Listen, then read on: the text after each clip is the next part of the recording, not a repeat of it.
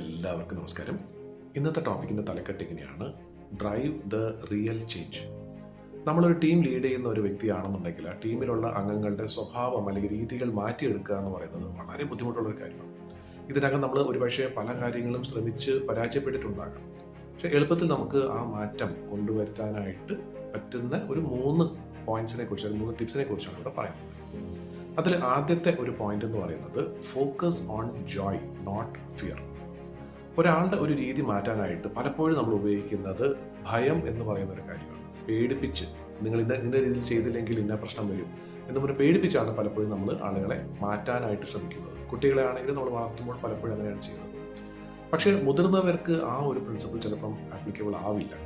അപ്പം ആ ഫിയർ അല്ലെങ്കിൽ ഭയത്തിനെ നമ്മൾ ഫോക്കസ് ചെയ്യുന്നതിന് പകരം ജോയ്, അതായത് ഈ ഒരു മാറ്റം വന്നു കഴിഞ്ഞാൽ എന്തൊക്കെയായിരിക്കും അതിൻ്റെ പോസിറ്റീവായിട്ടുള്ള കാര്യങ്ങൾ എന്നതിനെ കുറിച്ച് പറഞ്ഞ് അവരെ മനസ്സിലാക്കി കൊടുത്താൽ ആ ഒരു സന്തോഷം അവർക്ക് ഫീൽ ചെയ്യാൻ പറ്റുന്നുണ്ടെങ്കിൽ തീർച്ചയായിട്ടും പതുക്കെ അവർ തന്നെ ആ ഒരു മാറ്റത്തിലേക്ക് വന്നോളൂ.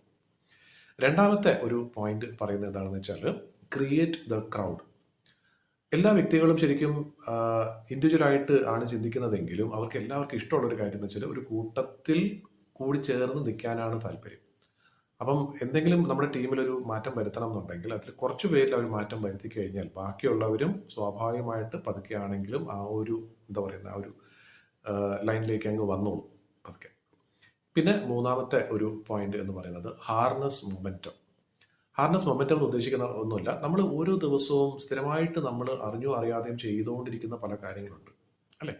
ഒരു ദിവസം രാവിലെ എഴുന്നേൽക്കുന്നത് മുതൽ രാത്രി കിടക്കാനായിട്ട് നമ്മൾ പോകുന്നതിന് മുമ്പ് വരെ ചെയ്യുന്ന, എല്ലാ ദിവസവും ചെയ്യുന്ന ചില റൂട്ടീനുണ്ട്.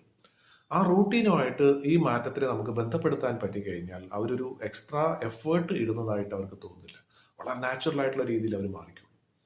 അത് തീർച്ചയായിട്ടും നമ്മൾ ചിന്തിച്ചെടുക്കേണ്ട കാര്യമാണ്, എങ്ങനെ ഇതിനെ റിലേറ്റ് ചെയ്യാൻ പറ്റും എന്നുള്ളത്. അപ്പോൾ ഈ 3 കാര്യങ്ങൾ ബുദ്ധിപരമായിട്ട് നമ്മൾ ചിന്തിച്ച് അപ്ലൈ ചെയ്ത് കഴിഞ്ഞാൽ തീർച്ചയായിട്ടും നമ്മുടെ ടീമിലുള്ള